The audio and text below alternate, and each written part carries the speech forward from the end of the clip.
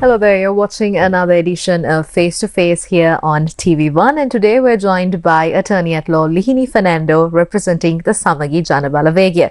A very good evening, Lihini, and welcome on the show. Thank you for having me. You're now back at the Moratua Municipal Council.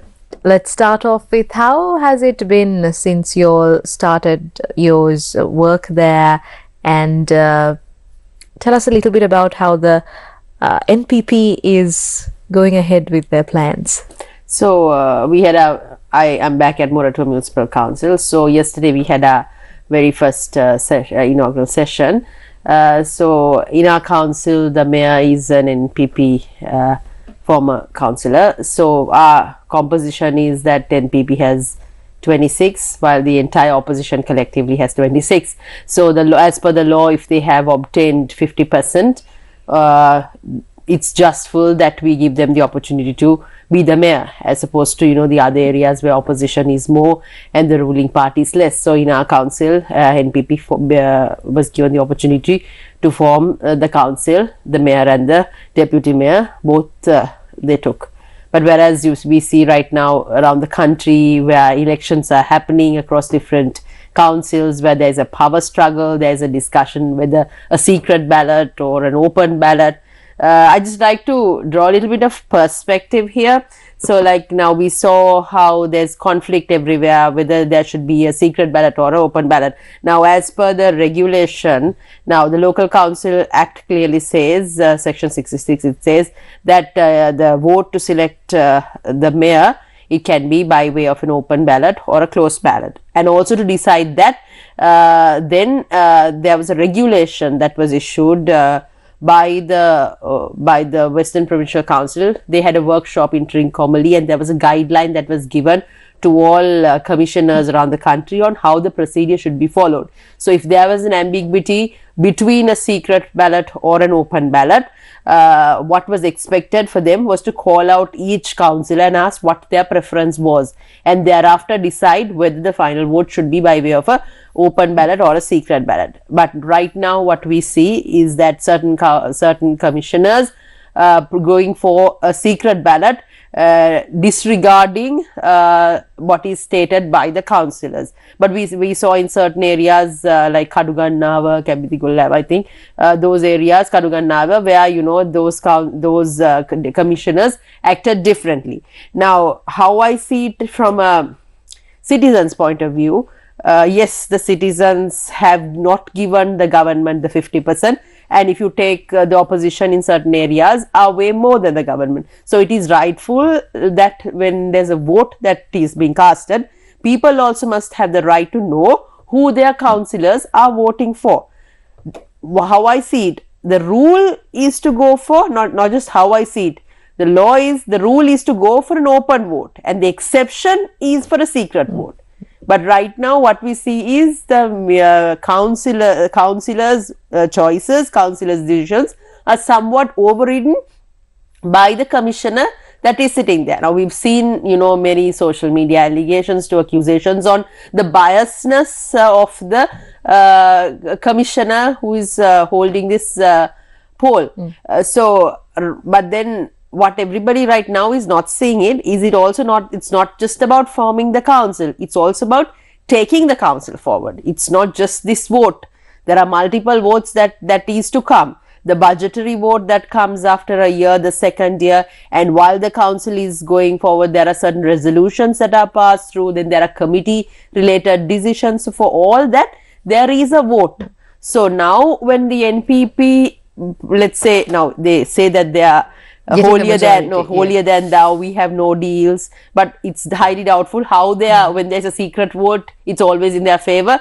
When there's an open vote, it is in the favor of the opposition. So they themselves, though they are clinging for power, they are the ruling party, they must be wanting to get power and show that they had the strength. But the adversity of this whole thing is, how are they going to manage going forward? Now say, even the people, they also don't know who these whatever independent groups, who they voted for. So there will be issues and there will be frictions when it comes to decision making. So which is going to be further chaos. I mean, I sort of blame this particular system also, this local council system. I mean, yes, if you take from a democracy point of view, representative democracy, it is fantastic where it is given every party, even the minor parties, opportunities, and also women's representation is being given that due place. But however, there is ambiguity. Maybe it is worthwhile to take a relook at it. But overall, how I see it from an NPP perspective is, I see that NPP also is compromised on their policies, because when they came to power, they said they will have no deals, no alignments. I mean, they painted the entire opposition as rogues. I mean, even like, you know, people, individuals like us who have not even taken a single cent, we also fell into that bag, and everybody said, okay, the rest of you, you know, you all are deal makers, you all are rogues, we are the clean people. That's how they portray. Now, they're saying all that, and then they are opting for a secret vote. I think they have overall compromised on their policies to the extent of they being more towards getting power. I think how what happened was at the local council election, they lost about 2 million votes. So I think that affected the NPP, and they want to go back and show that they have the power. So this is, you know, their way of showing power is to somehow get the powers of the councils. On that point, Lihini, what are your thoughts on the people's sentiment when it if you compare the presidential election, the parliamentary election, and the local government election? Like you said, we see there is a slight change. Do you think, what are your thoughts on the people's sentiment? What really may be the reason behind this change? So I think the people, for the NPP, whatever they promised on campaign stages was versus their delivery, I think there's a huge issue there. I mean, they made certain promises. Now we see that they are trying to enforce law and order. They are going behind people who robbed monies, which is good. I mean, my criticism is always constructive. Whatever they do good, we will say good. I mean, in terms of whatever they do to implement law and order, that is good. But however, that is not the only mandate. Because some people also still say that there is no improvement in the standard of living. Exactly. There is no improvement in the economy as it affects the ordinary people. It's still whatever former President Ranil Wickremesinghe has done it. They're just going ahead with the flow. So what we see right now is a complete stagnation of the economy. We do not see any turns that have been taken, and then like any FDIs that are coming in, economic decisions that will result towards the progress of the country. Now, if you take in terms of now they didn't want to import rice, then we've never imported salt in the history of this country. Then electricity, take electricity for example. They came in on campaign stages, they said that they will reduce electricity. Now they've gone back to a 15% electricity hike, even with vehicle imports. Exactly. Now they are not discussing about the ripple effect of this electricity tariff. It's going to affect industries. Then it's also going to affect the cost of living. I mean, it's going to have multiple effects. How are the businesses going to be impacted? So, but we saw the Deputy Minister of Finance now, who is this Minister Secretary, came back and said that this electricity tariff is not an issue because bank loans have reduced, bank loans have come down, so it will not impact. But these were the same people that sat in the opposition when it was Minister Kanchana Wijesekara's time and accused him of these very same actions. Exactly. So what we need to understand is Sri Lanka has not come out of our economic crisis. We are still in a crisis situation. Our indices have stabilized to a certain extent, but you know, by 2028 we have to start paying loans.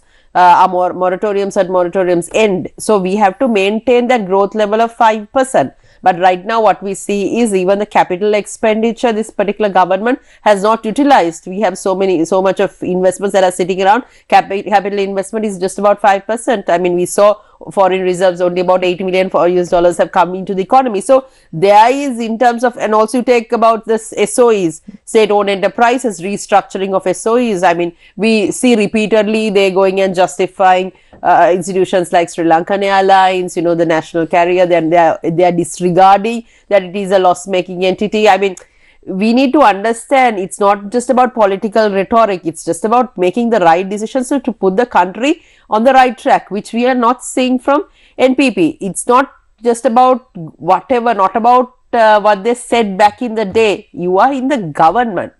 But what we right now see is they're still playing the role of the opposition. When it comes to the local government councils, do you see that they have the adequate expertise to run these localities? Because even the minute decisions are taken by the mayor and those who are in power in these municipal councils. Yeah. Do you think that they have enough expertise to run these? See, if you take our council, for example, majority of the NPP councillors that sit there are new.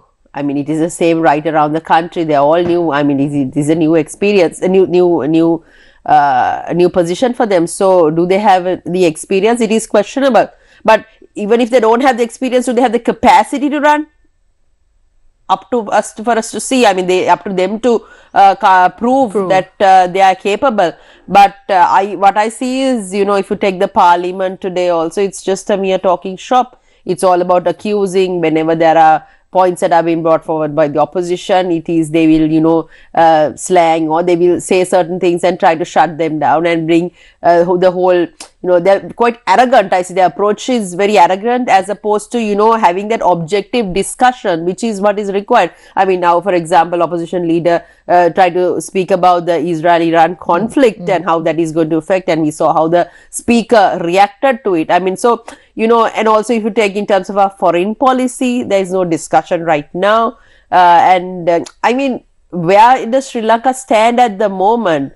Also, we see the IMF individuals coming in, and then they are. I mean, if we have to go back to getting the next tranche, they are putting certain conditions, but we do not see the government going back and negotiating. I mean, even this electricity, 15% electricity hike, they could have negotiated it for about 10%. So, I mean, it is quite worrying to see all that. Now, this fuel crisis, we will encounter. We can't disregard that. So there will be a increase in fuel prices. Now, what is the contingency plan of the government? I mean, we have to have proactive measures, not reactive measures. So I see, that is where experience come into play. That is where forward thinking of a leader comes into play. So what we see is, sad to say, but they are literally in their own silo, trying to talk and trying to speak their way through versus taking action. There's no real action. Now, when it comes to the local councils, we see that in many places there were alliances formed.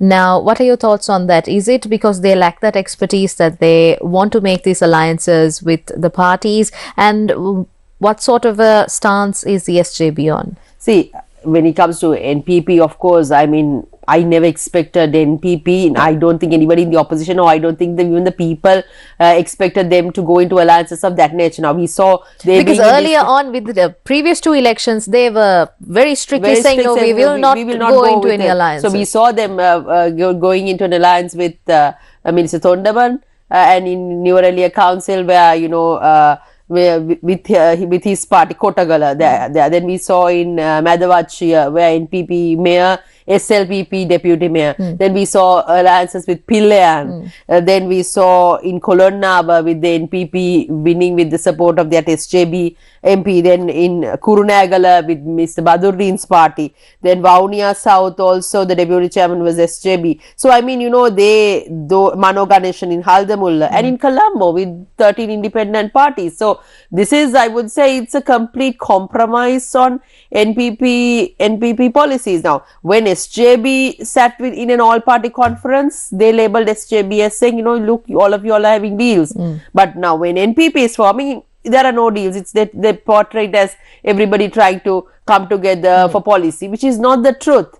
I mean, I would say they have compromised on their policy. They've compromised on their integrity. And these councillors who supported them, obviously want something back in return. So either they will have to, when councils are running, they'll have to ensure that certain monies are passed for them to do certain development work, and those things will not be questionable. So how will NPP ensure that whole integrity, transparency, which they portrayed in their campaign stages? So I think NPP has, by wanting to cling to power, has sort of fall into the same bandwagon as the other parties who they disregarded, who did the wrongful type of politics. So I think, today, though NPP portrays themselves to be holier than thou, I think there is no difference. They are also the same.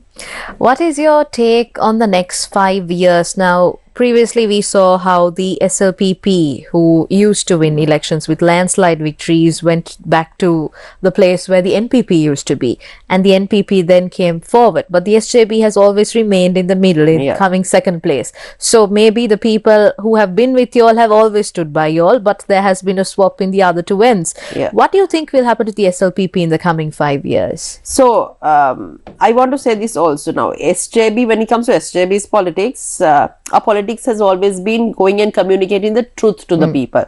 I think that is why we've also repeatedly, faced many defeats, because we have not spoken what people want to hear. We've not spoken the political rhetoric. We've not gone to campaign stages and promised what is impossible. We've always stated the truth. So people of this country, I don't think actually listen to the SJB narrative ever. I mean, we had economic trio. We spoke about our economic plans, how Sri Lanka can be linked to the globe, social market economic policies, liberal economic policies that will link Sri Lanka to the world. So, I mean, we put down our plans in terms of bringing down corruption. It's not just about arresting people and putting them. There needs to be a system that will stop corruption, that will tech-driven systems, policies.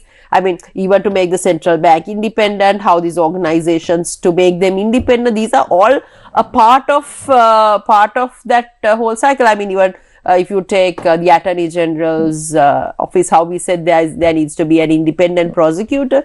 So how do you take the control of the politician, reduce the control of the politician? How do you strengthen the government administrative system? How do you bring in a ministry of planning, so that all the decisions that governments make are scientific and that it does not change from regime to regime. Now, these are the things that we spoke in our campaign stages, but I don't think the people of this country were willing to listen to us. Hence, we've been repeatedly losing elections.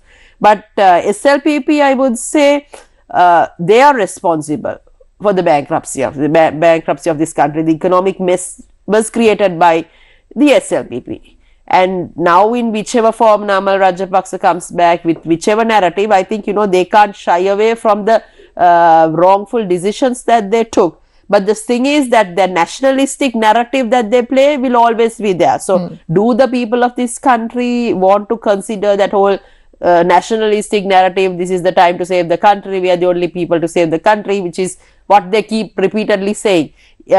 Will the people of this country want to consider that, versus giving back to a party who knows to govern in a scientific manner, is what the people of this country will have to think through. Now, NPP came to power portraying that they are also somewhat of liberal thinking, but right now, when you see neither are they right, neither are they left, neither are they social, neither are they liberal.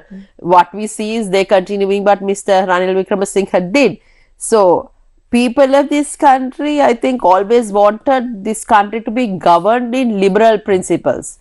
But however, they voted for a leftist party, a left-leaning parties, hoping they will have the liberal way of executing. That is what they always wanted with Mahinda Rajapaksa. But they were never willing to vote for the Greens. We, the Greens, have always been the opposition since 1994. We've had a short stint of power from 2015 to 2018. But if you really look at it, if this country had some sound economic policies that was implemented, it was back in the day what Ms. J.R. Jayawardena to Ranasinghe Premdasa to Gamini Dissanayaka, to what they did back in the day. Even, the apparel sector, how we earn foreign reserves, all of that. We do not see any substantial strategic measures that have been taken by any government to take this country forward like a quantum leap. We've always, how many years have we had twin deficits in this country? We've invested in several projects, so many projects in this country that are white elephant projects, that are not even yielding any revenue to the country. And we have not even understood what our competitive advantage is as a nation. So we have we are an island nation. What are the strong points of an island nation? Have we even, harnessed our complete potential when it comes to tourism? So, this again, we lack the whole strategic thinking in this country, and we have not had that leaders who could have put Sri Lanka, who never had that vision for this country. You need a leader who will think in the bigger stream of thinking, understand how to position Sri Lanka globally. And also, if you take our foreign policies, it's been fluctuating. Mahinda Rajapaksa had a more pro-China policy. Now, right now, we do not know what Anura Kumara Dissanayaka's policies are, because we see Mr. Tilvin Silva going to China while Anura Kumara Dissanayaka visiting many other countries. So, I mean, again, we are a sovereign nation. We've had a non-aligned policy back in the day. So, it is time for Sri Lanka to find where we are. But I think, our people of this country also have been changing their vote from time to time. It's not been now this time the vote was an anti-establishment vote. It was not a thought through vote. Nobody voted for a leader to put the country on the right track. It was rejection and an anger. So people who voted for Anura Kumara Dissanayake in the presidential and the general didn't vote for them in the local council, and they lose 2 million votes within 6 months. So I mean, if you look at all these things in the bigger scheme of thinking, it is also worrying not to have worrying that the citizen of this country and their policies and their thinking patterns change from time to time, which does not also drive the country in the right direction. Of course. We have a lot more to talk about, but we'll cross over to a short commercial break. Stay with us. This is Face to Face on TV1.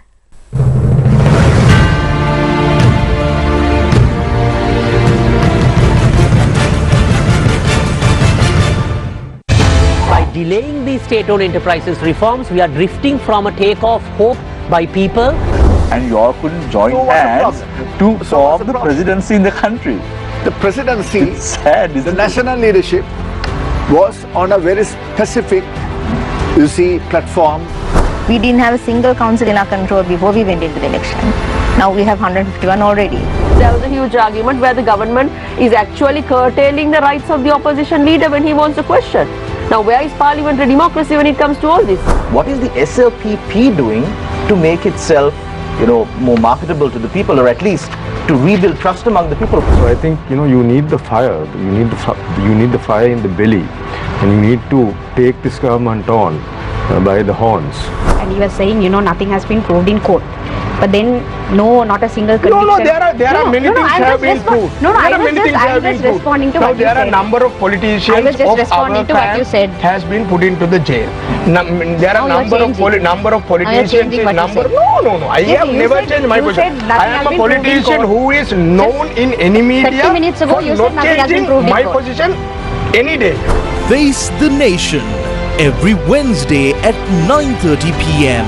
on TV1. Across the nation, talents and dreams are ready to shine.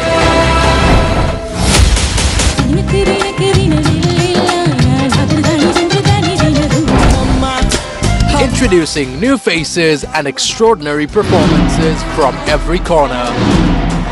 We proudly present some of the finest rising stars. Lucky Crown Season 2!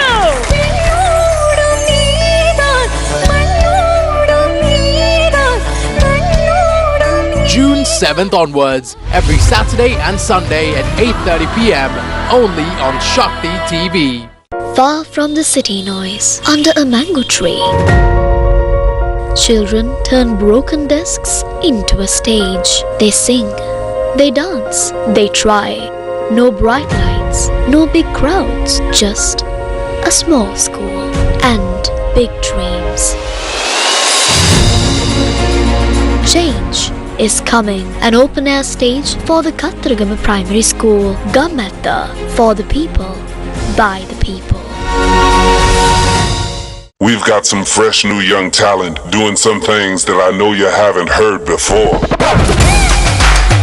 ඔබ වයස අවුරුදු 10ට වැඩි නම් සුවිශේෂී නර්තන රිද්මයන්ගෙන් යුක්ත නම් ඔබේ හැකියාව රටට පෙන්වීමට හොඳම වේදිකාවයි මේ. ඔබ සමාජිකයන් පහත් පහළවත් අතර කණ්ඩායමක් සමගින් අදම අයදුම් කරන්න. Sirasa Dancing Star. නිෂ්පාදක සිරස ඩාන්සිං ස්ටාර් තැපැල් පෙටිය 100 Ratmalana WhatsApp 071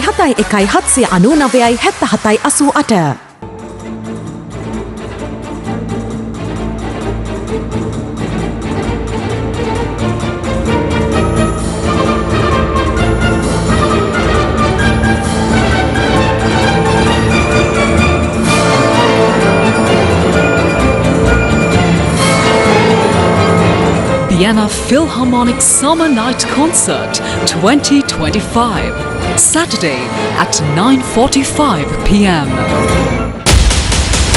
Across the nation, talents and dreams are ready to shine.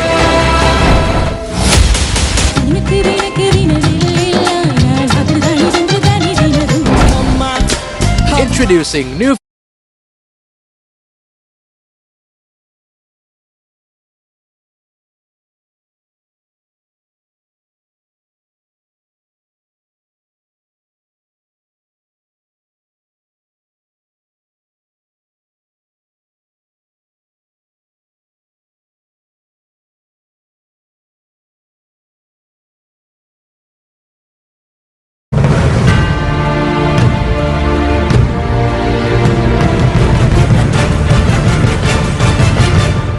Welcome back. You're watching Face to Face on TV1, and we have Attorney at Law Lihini Fernando representing the Samvangi Janabalavegya joining us tonight at our studio.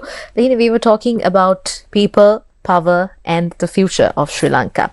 Let's also talk about the Colombo Municipal Council. We see Rai Kali Baltasar coming in as the mayor of Colombo, being elected as the mayor of Colombo. And if you take her profile, she's fresh into politics. And it's very, I would say, it's very rare that we see people who come into politics and become the mayor of Colombo. It's not an easy job. Colombo is chaos, if you say in very simple terms. How do you think, the NPP will support her, and what will be the future of Colombo? So, first and foremost, I want to congratulate her. I mean, I being a woman in politics, I admire a woman being in a top position. I think, we've always fought for that 25% and all that. But then for a woman to be elevated to that position, I mean, we see a female prime minister in the country. And, that party has been progressive to give women that position and to, if they find capable women, to give them that position. So for that, I commend the NPP. But also now we see also their party has 20 females in parliament, which is also a huge win for women in politics. But for all these women in politics, what I have to say is it also, the faith of women in politics depends on all of them who are now sitting at the top to deliver.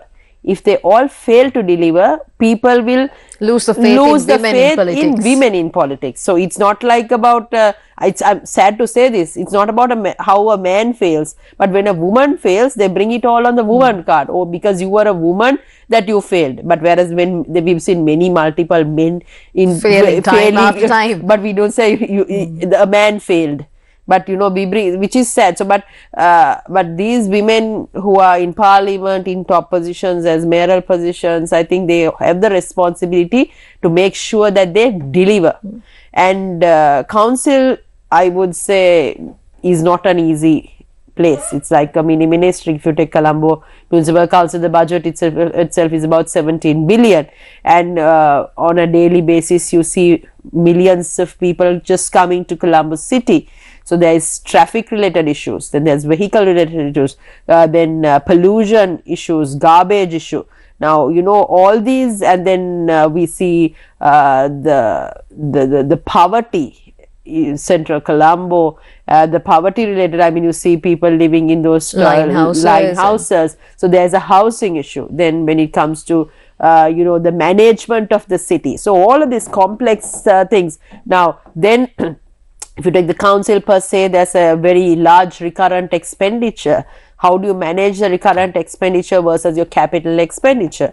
Your budgets, all of that has to be viewed. And not just that, people are expecting differences. It's not just about managing now. NPP, we have to remember this, NPP came to power saying that they will make considerable changes. A system change. A system change, an impact in the lives of people. So they have to make those decisions to bring that change. So with change, there's cost.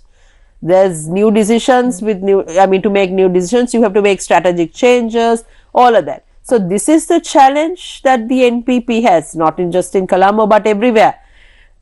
I think we as the opposition must hold them accountable to whatever they said in council. Now, yesterday when I spoke in council, this is also one of the points that I brought forward. When the NPP and the JVP were in the opposition back in the day, they held the ruling party to gunpoint. They are the ones who criticized. They knew how the corruption of the officials. They knew the issues. Now they are in office. Now it is time for them to implement. And we as the opposition must push them to implement. Because if they fail, the people also fail. But the problem right now I see is whether do they have the capability and the capacity to do it, which they have to come back and prove. So we have to be fair by the people of this country also. The people of this country rejected everybody. They considered everybody as rogues. They said 225 everybody is rogues. Entire opposition is rogue. They rejected everybody. They wanted a clean administration. So now there is a clean administration. Let them deliver. So I think we have to hold them accountable for that. For their word, whatever things that they said at the campaign stages, we have to tell them, look, you need to deliver. That I think, is the challenge that they have. So we hope that they will be able to do it. But from what we see right now, 6 months down the line, we do not see them on the right track. Indeed. Let's also talk about the plans of the Samagi Jana Balavegya. Now we see you all have identified where the NPP is failing. But what exactly is the SJB doing to step up their game this time around? So SJB, we have failed a few elections. But the party also has to go through a restructuring process, which also has been in discussion. And I think the way we communicate our message out there to the people has to be different, because the way we communicate, the way we craft our message, how we get back at how we communicate it more effectively are things that we need to discuss. And also when it comes to the youth, how will the youth start seeing us as a party? These are factors that we need to focus on. But I think Samagi Jana Balavegya always had the right intentions. And also we had the most experienced team in politics, though we were labeled like the rest. But we are not SLPP. We are not responsible to the bankruptcy of this country. For people to point that at an SJB, I think is not fair. One of the questions that I asked during campaigning is, people of this country have voted for the Satakers, the Maroons. They voted for the Reds and the pink color NPP. But they never voted for the Greens. Why can't they vote for the Greens? Why can't they ever vote for the people who had the right policy? Where do you think it really went wrong this time around? Because even in the parliamentary election, we saw elite people like Eran Vikramaratne not making it to the parliament. So where did it go wrong for the SJP this time around? I think the SJB and the UNP divide also had an impact. I think we see a lot of voters that supported. There was a split between the Green voters. Yeah, voted for us. Both parties didn't vote. I think there's about a good 1 million odd votes there who has not come to the ballot box for a long time. So we have a challenge of attracting that individuals who are with us. So I think it is good if we can, I think it is required for us also to look at how SJB and UNP collectively can work together, because after all we have the right policies and the right thinking. But then if we are coming together, we must have a method of how we will work together, because there are certain things that we do not agree with back in the day, which was followed by the UNP. So that discussion needs to happen, because in certain areas in Colombo we united to form the council. So we need to see how we can work together going forward also, because not for our party's sake, but the country needs a liberal thinking right-wing party, and that is just SJB and the UNP together. A lot of people say that this time around the NPP had an easy win because the opposition was weak, especially because the people had very straightforwardly rejected the SLPP, and because the Green parties were there again split. Do you think that maybe if you all were together, this NPP could have not, had this landslide victory? So it's like this, there was a struggle in this country, and there was a narrative that was brought from the struggle, and then they crafted the whole 76-year-old curse. So I mean, they crafted their message in such a way to reject everybody. So at that point, even if we were together, or even if we came together, NPP narrative would have outpowered us. So I think, people of this country are the ones who wanted that anti-establishment. So now let's see whether people of this country are happy, or whether they will, if there's another election, how they will vote. But I think, we also have the message of getting the right message out there to the people, because Sri Lanka must be governed, I always say this, governed in a scientific manner, must be governed with the right policies. We see too many policy fluctuations from government to government, regime to regime. We see Mahinda Chintana, Yahapalana, then Pohosat Ratak Lassana Jeevitayak. Completely different policies. And then but what is the policy to govern Sri Lanka when it comes to economy, when it comes to foreign policy, when it comes to international trade, when it comes to linking Sri Lanka with the globe, when it comes to IFDIs, when it comes to liberalization, when it comes to privatization? It can't be anti-privatizations versus completely neoliberal theory. No, we need to understand our strengths and come out with that particular model that fits Sri Lanka. I mean, that's how countries like Singapore, countries like India, Narendra Modi's strategies, how they are progressing as a nation. I think this country's potential has not been harnessed by any leader, because we've always been on chaos. Easter attacks to tsunami to economic crisis. Our people have been way too resilient to withstand all these things, but not a single leader has been able to give the people that value. I mean, we are all tax-paying individuals, but we've not reaped the benefit of our taxes. We are taxed. At least about 50% of our salary is taxed. Not just one tax, WHT to VAT to income tax to pay to whatever we consume, to whatever even our FDs are taxed. So, people, again, we are very resilient. That is because we don't even know what the government should give us. So I think that visionary leadership is required for this country. A leader who understands the people, the policy, govern with empathy, yet being strong, yet who can connect the country to the world. That kind of thinking, leadership is required. But I don't see the NPP doing it. In your capacity in the Moratua Municipal Council, what have you identified as the key challenges that the people of Moratua are facing, and what do you hope to do to make it a better place for the people? Yeah, so we will be a constructive opposition. I mean, at the end of the day, it's not about the opposition. We're all councillors. So if we have knowledge, we must contribute to the development. That's where we stand. That's where I stand. So we have, when it comes to Moratua, it's a beautiful city, but there are lots of unauthorized constructions. Then the population density is extremely high. There are when it comes to climate issues, I mean, the heat levels are extremely high, and traffic congestions, and also when it comes to people's quality of life is very poor.